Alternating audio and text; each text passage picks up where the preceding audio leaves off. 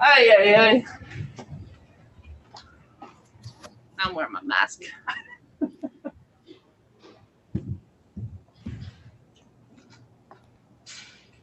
Cool. Are we ready? Awesome. Okay. Stewie, thanks for being here. We're going to start off with a question from Michelle Vopel. Go ahead, Michelle. Hey, Breanna, you've played with and played against Jewel for a long time, going back to college, and she's on quite a roll here with shooting percentage. I mean, so much confidence. What have you seen from her? She's been a very good player a long time, but what have you seen from her lately that's maybe taken her up even that extra notch? Yeah. I think just especially, I don't know how many games, but she's just being confident, really stepping into her shot. I think the thing is extra confident with her three, and that's what's going in and kind of creating more separation for her, just because, if she gets that going, then she can get to the basket. She can do whatever she wants. And also she's staying patient. It might not be the first quarter or the second quarter, but she's going to eventually kind of create her own run for herself and for us, and has that kind of poise and maturity about her. And I know in some ways you guys haven't wanted to talk a whole lot about 2018, but when you look back on how many weapons that team have, how many you have this year, are you starting to sort of have that vibe again just because of the number of weapons you guys have? Yeah, I mean, obviously we know that, when you get to the postseason, one of the most important things is your bench, and having that depth and having people be able to come in crunch time and make big plays. And I think, especially with us, we do have that. Our bench outscored Minnie's bench today, which is a huge factor. And just to give us a breather, obviously playing these games in short amount of time for the regular season and then kind of going after it for the playoffs isn't easy. And our bench is able to come in and make an impact and just be confident. Thank you. Thanks, Stewie. Next, we've got a question from Percy Allen. Go ahead, Percy. Sure. Hey, it was Klopp and it was who said that he thinks that you guys haven't played your best yet, but you still have a 2-0 lead in this series with a chance to win. How much confidence does that give you going into Sunday? It gives us a ton of confidence. I think that's the thing is, we haven't peaked yet, and we don't want to peak yet.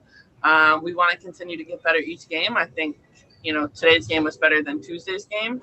But, there's still that run that, we have, those daggers that really separate us that we haven't been able to knock down, and defensively making it a complete game, picking up our defense for the entire 40 minutes and not just going 25.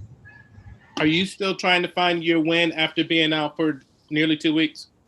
No, I mean, I think majority of it was last game. You guys could tell, maybe. The fourth quarter, I was struggling a little bit just to catch my wind and get the second and third wind, really. But I felt much better today. I think that, just getting back into that groove and continuing to do the things to prepare me for on Sunday. Thanks, Stewie. Next, we've got a question from Howard Mekdal. Go ahead, Howard. Stewie, congrats on the win. I'm curious, specific to Jewel and the kind of shooting run she's on, how that changes the looks you get. Her being so confident from three, that, an extra step, an extra 2 steps, a little bit of extra space. What does that change for your possession by possession experience?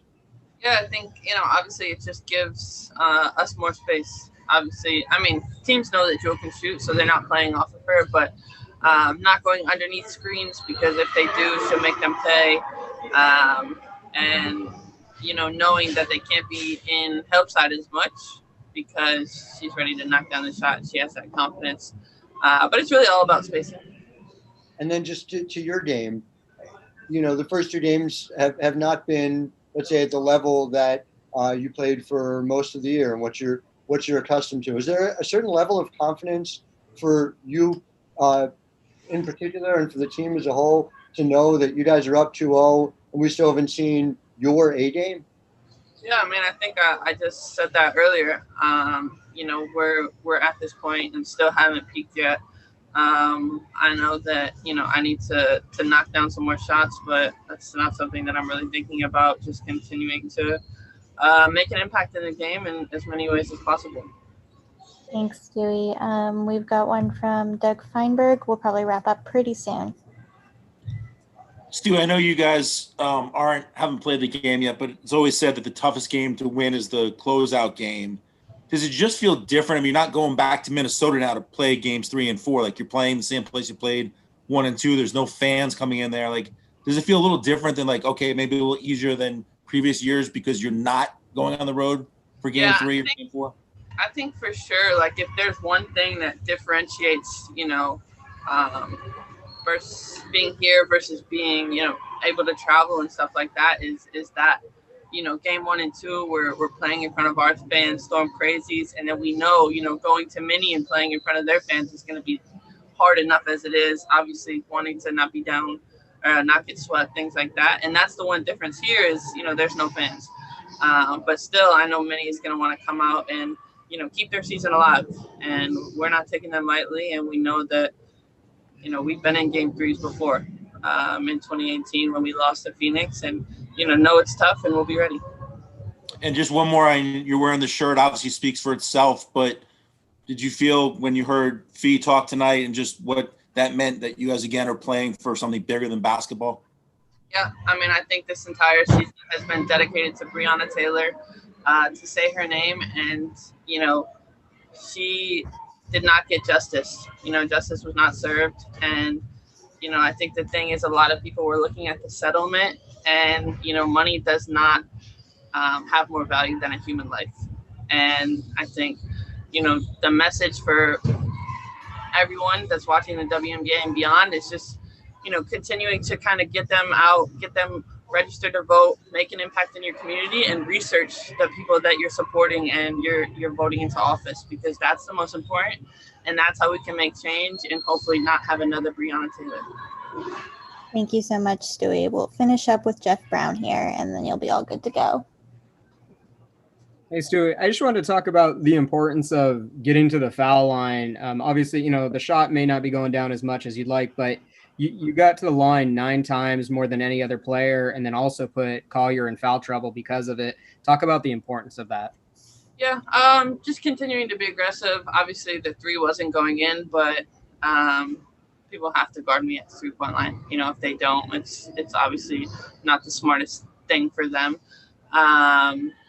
So just continuing to be aggressive, obviously being aggressive on the 3, but trying to, make moves inside the paint, grabs to the basket. And I was trying to have 90% from the free throw line this regular season, and I don't think I got it. So I'm making up for it in the postseason. And then just last one for me. I guess, what do you have to do to close out this series against Minnesota? We just have to, know our schemes. We have to be on top of it. We have to come out ready for all that they've got, because, game 3 could potentially end their season. And we know that they're going to come out swinging and really want to stay here and have another opportunity and be confident and do what we do. We play Seattle basketball. Thank you. Thank you so much, Stewie. You're all good to go. Thanks.